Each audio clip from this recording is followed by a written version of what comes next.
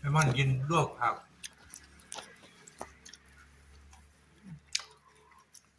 ยากขนาดลวกผักบุ้งหรือว่าต้มผักบุ้งมาเอ้ยเบิดนั่นเบิดบ่นี่แหละครับ แมวไม่กินเนื้อ กินลวกผัก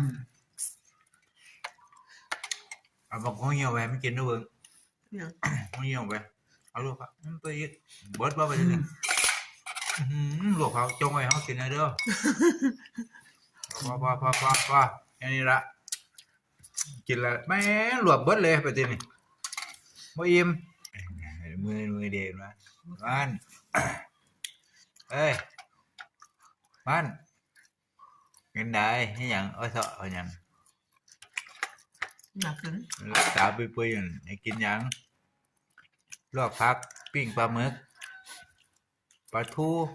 ปิ้งปลาขาวเอาหยัง ดูดิอ่อนอ่อนจะกิน